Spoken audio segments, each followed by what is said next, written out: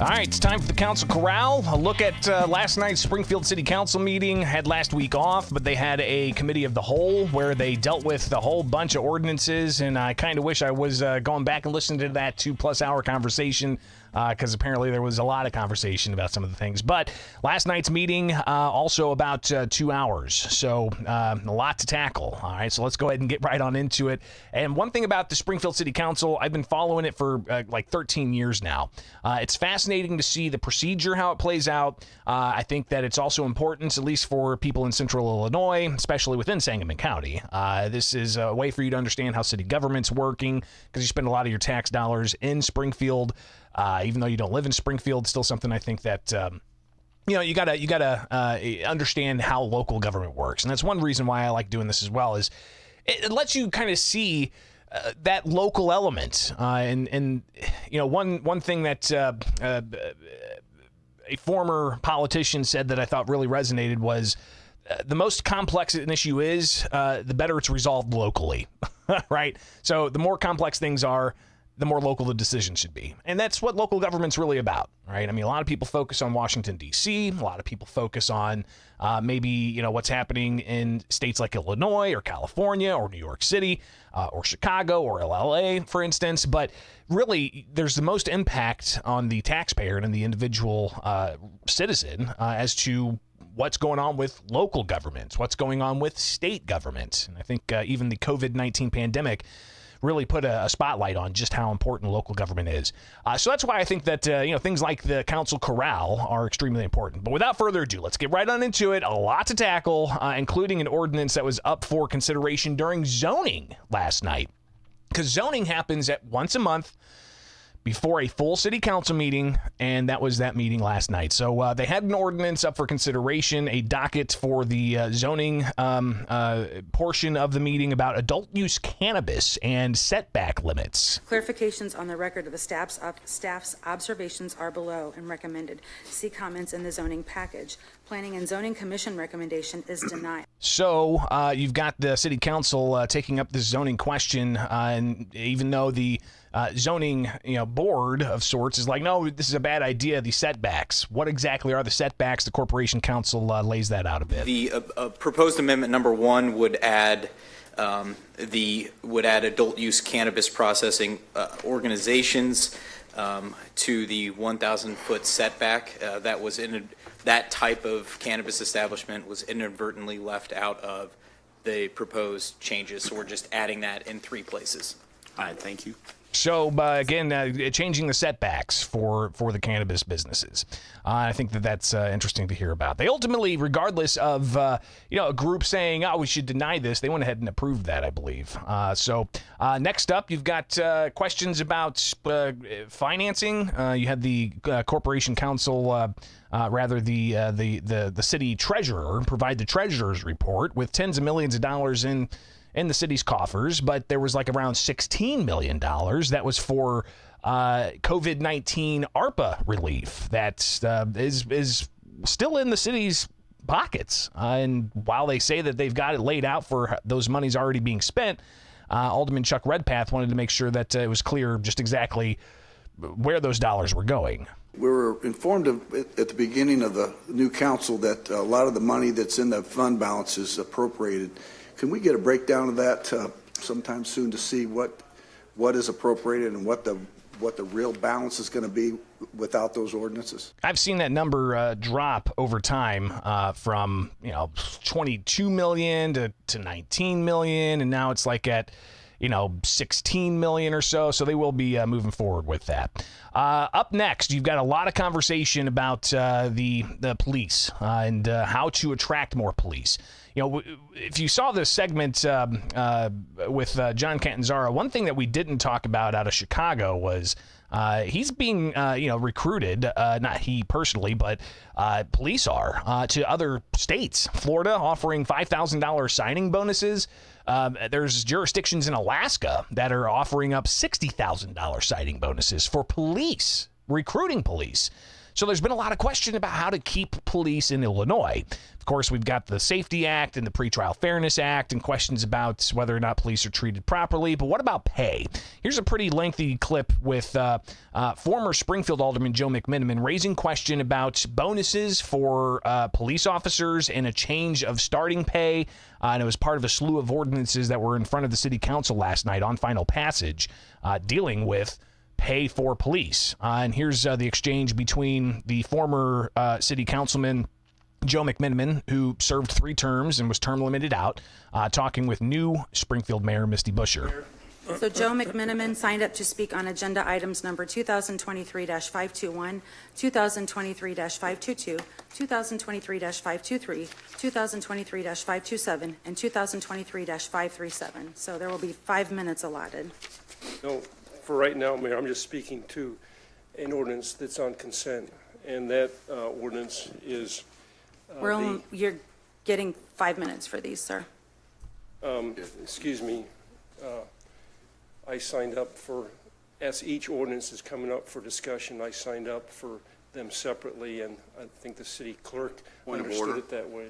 I don't think that's in our rules that someone can sign up for multiple ordinances. Don't we just do, we're allowing people to talk, but normally, shouldn't that be at the public comment portion?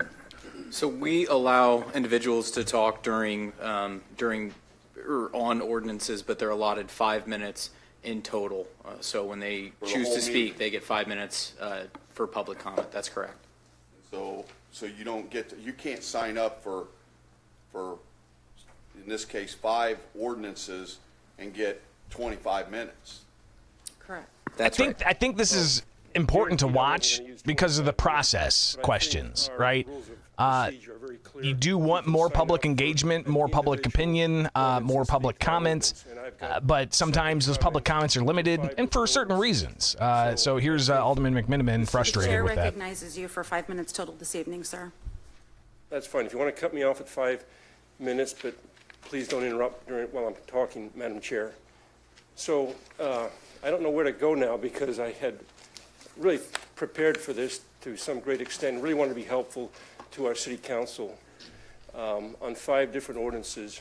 And he went on to talk about, the pay for police and the signing bonuses, and it was like a $1 million total cost for signing bonuses and retention bonuses. But there was also elements in there about increasing the starting pay for the different stages of, sworn officers. so we've got $1.4 million for sign-on bonuses and retention bonuses. The new collective bargaining agreement for hiring officers, they're currently hired at the rate of $52,000. If someone's hired today, they're hired at the rate of $52,000. Under the collective bargaining agreement, as of March of 2024, the starting pay for a newly hired officer will be $81,000. And he went on to talk about as well the cost of even higher ranking officers and how they will get paid even more. And, that's an added cost to the taxpayer, no question about it. It also would add to the pensions and the pension liability that the city has, which the city, it's something we're going to have to talk about in another segment, maybe, next week after the holidays. But, there's a question about, police and fire pension funds in front of the Illinois Supreme Court. They had a hearing yesterday where you had people challenging taking 650 police and fire pension funds from across the state outside of Chicago. Chicago not affected by this. But you've got 650, local police and fire pension funds that have been pulled into 2 separate funds, one for police and one for firefighters. And there's questions about, should a well-funded fund have to be lumped in with a poorly funded fund? In Springfield, the fund, it's of need of some help. There's tens of millions of dollars of unfunded liability. And Alderman McMiniman has been talking about this for 15 years, even before I'm sure he was elected to the city council 12 years ago. But here he is back in front of the Springfield City Council with questions and concerns about the cost of police and fire contracts, especially when it comes to the cost to the taxpayers. Right. If we pass the collective bargaining agreement tonight, just about any officer, particularly I'm concerned about the senior officers, will have a bump in pay of 16%. And the way the police and fire pensions work is your pension is based on your rate of pay on the last day of your work. So anyone who retires after what you're going to consider later on today, who retires after that collective bargaining agreement is passed, will immediately get a 16% rate in pay. They could retire the next day, and basically they've just primed or spiked or pumped their pension by 16%. So Alderman McMiniman continuing to raise question about, his ability to speak on these issues. I will ask for the Inspector General to review the question regarding how much time someone has to speak. I had separate comments for each. I spent more than I'm going to go 5 minutes on this one because I'm not going to have an opportunity to talk later on, which is really, it's kind of a disgrace for a former alderman to be treated this way, to be honest. So I'm very disappointed, and I don't know how someone should be treated this way. So, Thank you for your time, sir. So Alderman McMiniman saying it's a disgrace for him as a former alderman to be treated that way. You had the Springfield Police Chief Ken Scarlett get up to address those concerns. I think we're talking about disgraceful. What's disgraceful is assuming that the men and women that put this uniform on day in and day out to protect this city only do it for the money. That's absolutely the farthest thing from their mind when they respond to calls for service on a daily basis. It's about keeping this city safe. It's about keeping in line with other officers. The one thing that I heard about from you all earlier this year in February was how are we going to recruit and how are we going to retain good officers?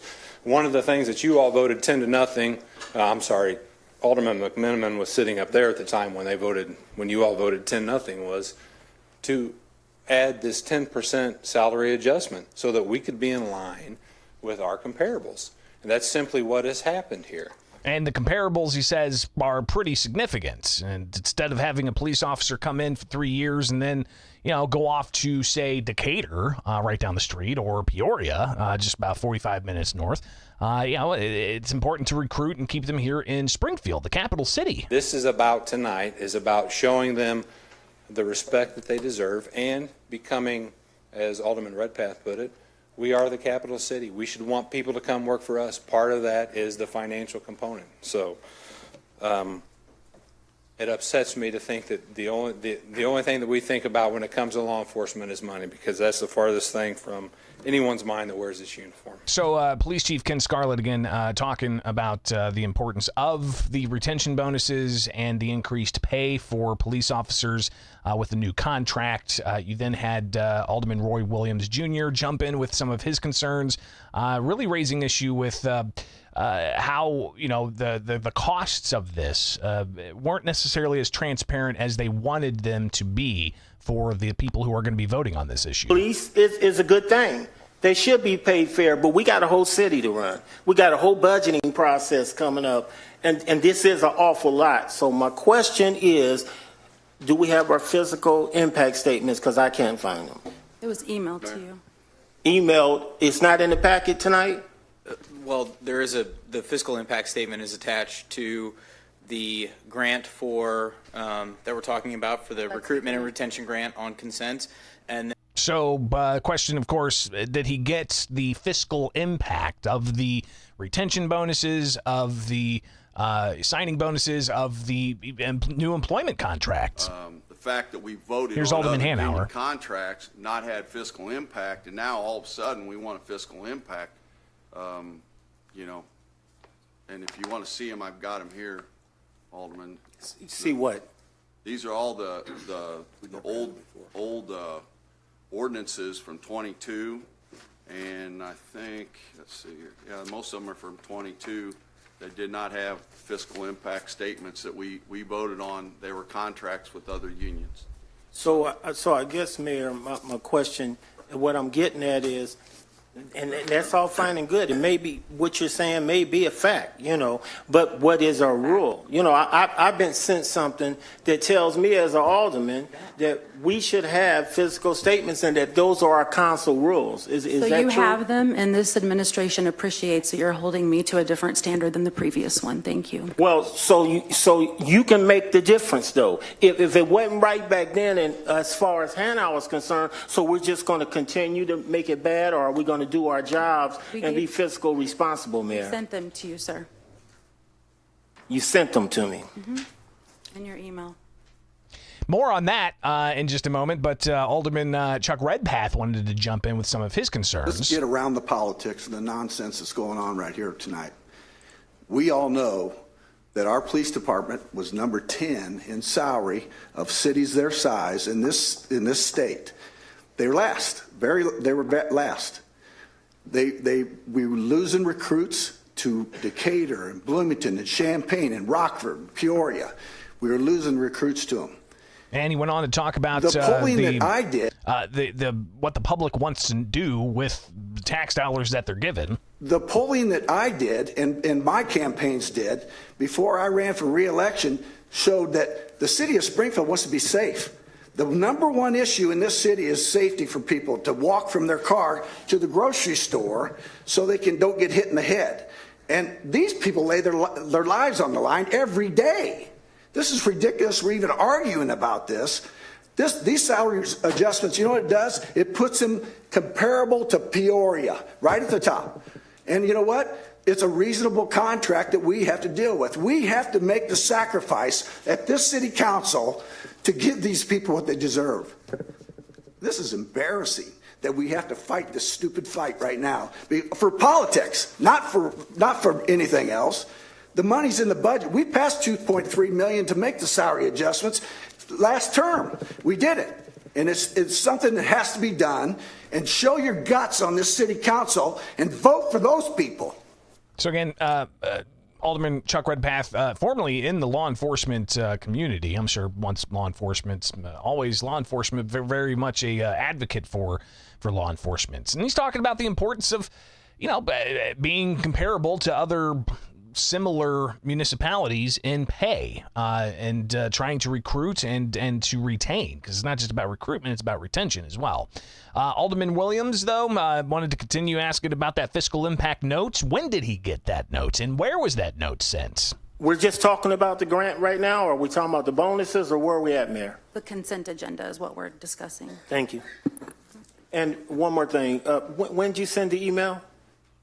Last night, I think at 10 o'clock. Last night. It's pretty late. Thank you.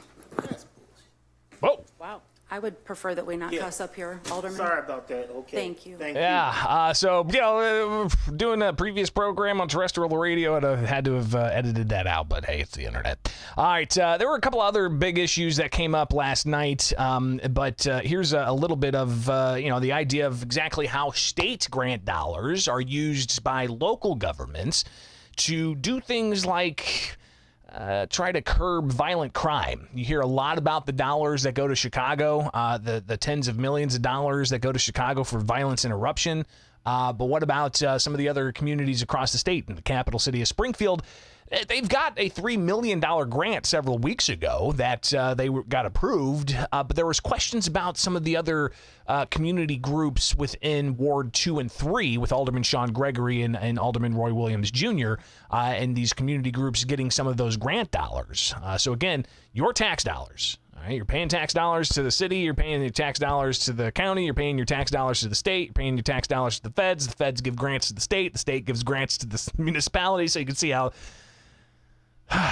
all these funds kind of wash through that cycle. I'm choosing my words very deliberately. But regardless, how those dollars ultimately get back to, possibly making a dent in, say, violent crime, for instance. Here's some conversation about several grants that the city was looking to pass, but was it being done in the right process?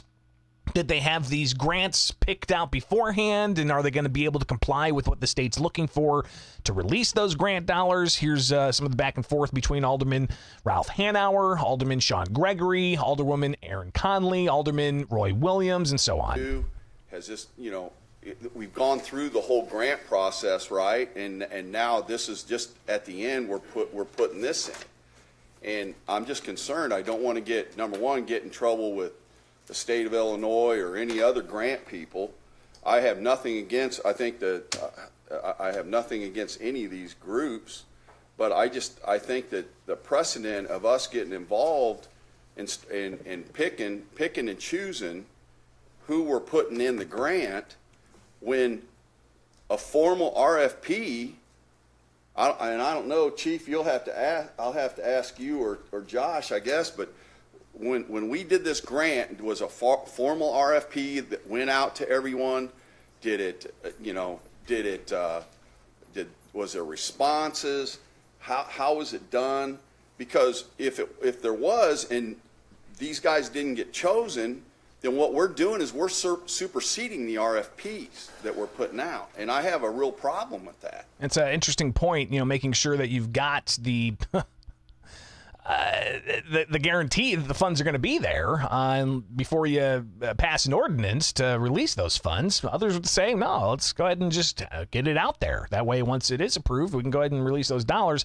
It's like the chicken or the egg. Which came first? Regardless, taxpayers are the ones that are footing the bill here. But Police Chief Ken Scarlett, who's going to be overseeing these grant dollars, says, listen, just got to make sure we get the dollars into the community. Last week was, I don't care how we spend that money, as long as we can spend it to where my department is engaging our community members, and we're acting as mentors and being able to reduce violence and create relationships within our community. Outside of that, I am not concerned with how the money is spent. Alderwoman Conley, she said she does have concern with how these dollars ultimately do get granted in her state job. She hears from those applying for grants to a state agency and follows that process closely, monitoring that process closely.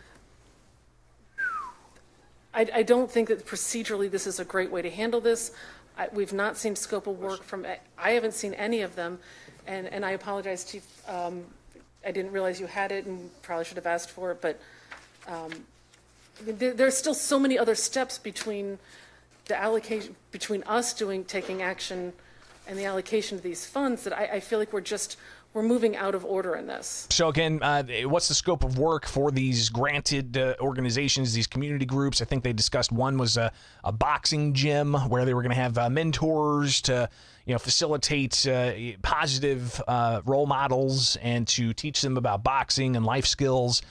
You've got other community groups that have looked for these types of dollars to provide similar opportunities, but there wasn't like a request for proposal, like a bidding process, right? It wasn't like there were 12 different organizations that said, hey, I'm raising my hand. I want to get some of the hundreds of thousands of dollars you have laid out here. Here's my proposal, and here's my list of expenses and how much I'm saying that it's going to cost this, that, and the other. That's not necessarily be done in this process. So that's why some alder people have concerns about just granting these dollars. But in Ward 3, where some of these organizations are, Roy Williams Jr. talked about, listen, these are state dollars, still your tax dollars, that State Senator Doris Turner in Springfield has found and put into the budget for the state. So the budget's there. But Williams Jr., he talks about how he feels like there's some gamesmanship going on. Here we are tonight asking 1,000 questions and being confused over such a small amount of money that ain't even the money like the money we've really been spending, without asking for fiscal analysis, without being responsible.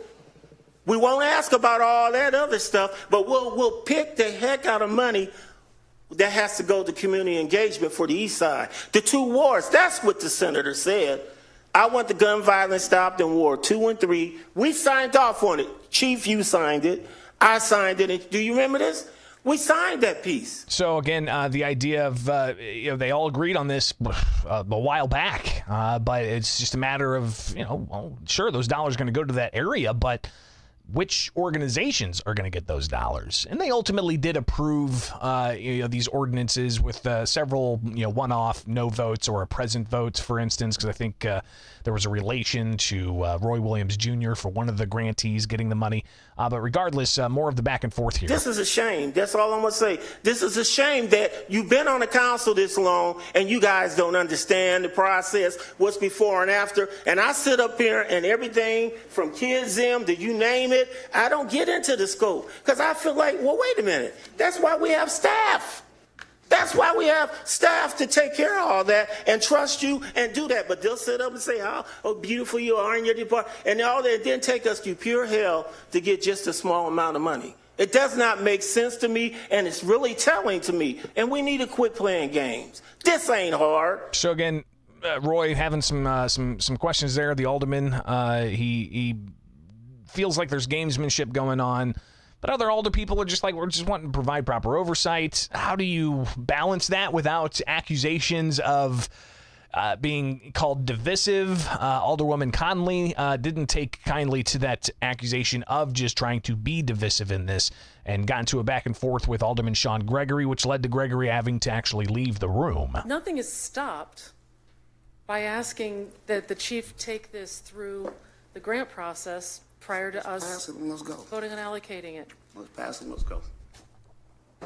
Okay, I'm done. Although, actually, no, I do want to say, I'm very clear on this process, and I do understand how this works.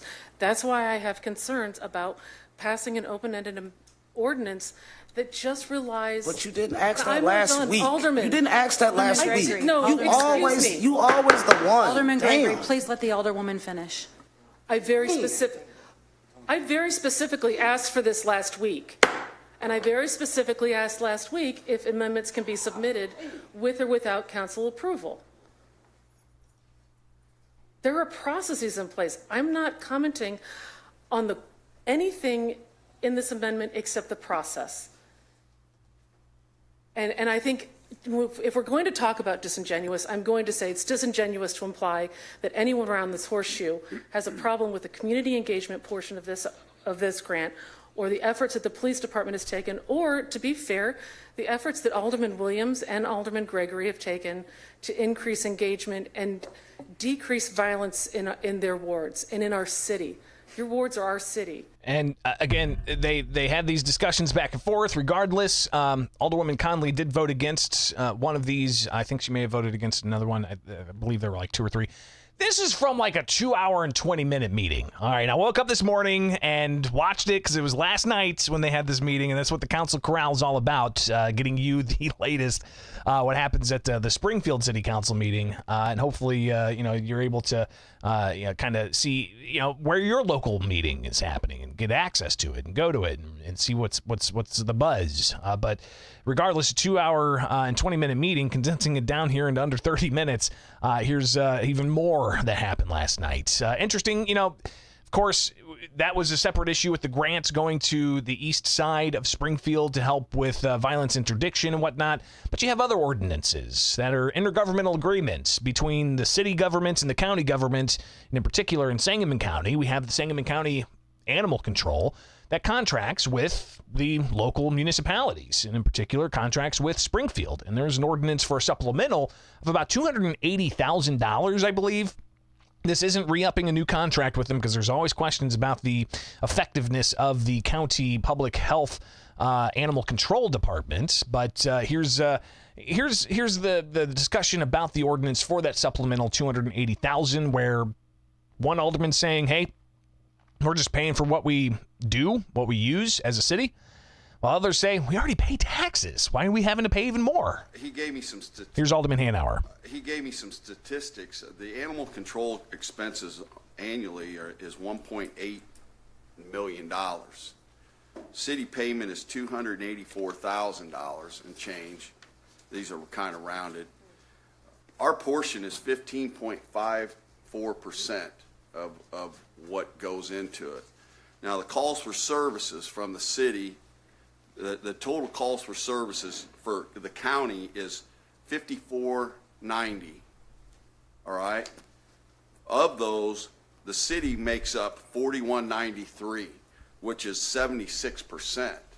And so what they wanted to say is just, we're not paying the amount of call percentage-wise compared to the rest of the county. So Alderman Hanauer using some stats to say, hey, the county says we're not paying our fair share. Alderwoman Conley says, as taxpayers that live in Springfield also live in the county, they are paying the county taxes. That as a resident of the city of Springfield, we're also residents of the county of Sangamon. The city pays this payment to the county. All of my pets have their rabies tags, which is another payment that I make to the county. I also pay my county taxes. So the majority of the residents live within the city of Springfield limits. So obviously that's where the majority of the calls are going to come from. So I think that's an interesting point. We've heard this before in the past. I guarantee we'll hear even more about county animal control and the contract the city has with the county as being, above and beyond what city taxpayers already pay to the county in their annual taxes or property taxes. So regardless, interesting to hear that pop up.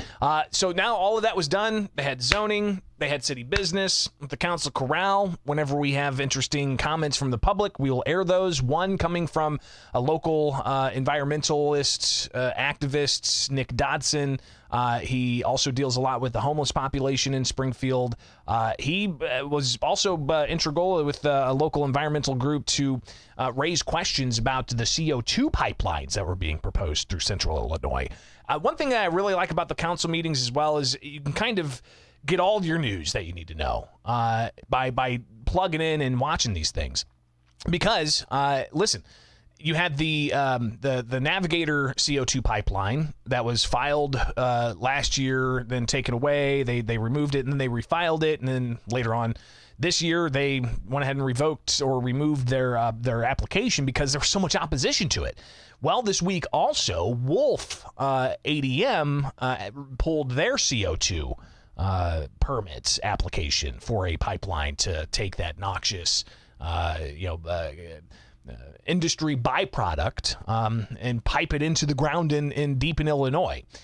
So we've seen now two major proposals for pipelines to traverse most of central Illinois counties, especially getting into central Illinois, to take this CO2 condensed gas and pipe it into the ground. Well, Nick Dotson talked about the opposition to that and how you've got two now that have been canceled, but he says there still seems to be a focus and a targeting of central Illinois to be a place that they can experiment with capturing CO2 and putting it deep into the ground. Here's what he had to say. Significant safety, health concerns, skepticism, and direct opposition to carbon capture and sequestration with CO2 pipelines. Nearly every community member who stood up to offer public comment expressed strongly that they did not want these types of projects in our region. They were clear and they were united in their opposition. The Sangamon County Board listened and heard their constituents and responded by unanimously passing a moratorium on CO2 pipelines until more guidance on safety and regulations were available at a federal level. So Dodson talked about how in Sangamon County they did indeed act, and the county government heard from the local groups, which was an interesting group of local farmers, property owners, environmentalists coming together saying no eminent domain for private gain. Seen those billboards all over the place pushing against the CO2 pipeline issue. But he says while the opposition was clear, there still seems to be a focus on CO2 pipelines in central Illinois, and in particular in Springfield. We have recently learned that CWLP has been using drones and conducting soil testing for a carbon capture pipeline installation on the west side of Pond Road. Now I watch City Council on it quite regularly, and I've never heard a mention of a local level CO2 pipeline. And neither have I. And I think that is fascinating, something that will definitely require some more digging and possibly getting some public documentation and the like. More from Dodson from last night on this issue and why it's important that if the CWLP, City Water, Light and Power, which is the publicly owned coal-fired power plant and water supply. If they're looking at carbon capture and putting that deep into the ground through some kind of transmission source, that should be open to the public to have a debate about this. Carbon capture operations may be well beyond CWLP's scope to manage safely, as we have seen their inability to manage coal waste with recent examples like the leaching coal ash ponds and the fly coal ash waste release in 2021. Waste storage and management is not an organizational forte. Due to the dangers of carbon storage and transportation that can result in explosions, asphyxiation of humans and wildlife, and the complexity and the energy expense in piping carbon underground, meetings to inform the public must be held to ensure transparency by CWLP. The public deserves to be a part of this process since it will directly affect their safety, community health, their utility rates, and the future of climate stability. It is incredibly troubling that CWLP is seriously considering such a risky investment and doing so without transparent discussion or public input.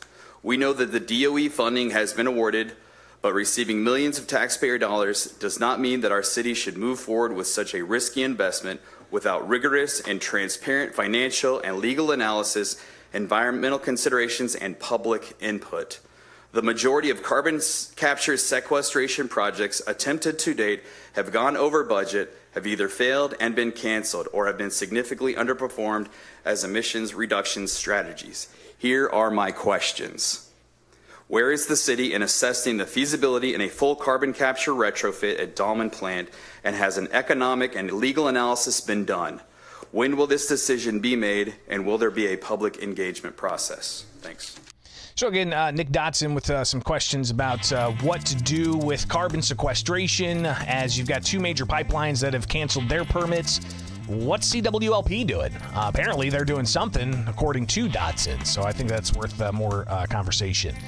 But, you know, it's all part of this idea of getting rid of coal-fired power plants, and carbon dioxide's bad, even though carbon dioxide is something that plants thrive on. You've got that debate ongoing, and who's influencing who to go to, you know, utilities and say, shut them down, is while China is just, building coal-fired power plants left and right. It'd be interesting to follow the money on, you know, the influence campaigns that are done on all of this. All right, guys, that's all I've got for you today. I'm going to be off Thursday. I'm going to be off Friday. We'll be back at it Monday. And bring you everything you need to know. So be sure to like, subscribe, follow along. We'll see you guys sooner rather than later. All right, Bishop on Air, signing off. Have a wonderful Thanksgiving.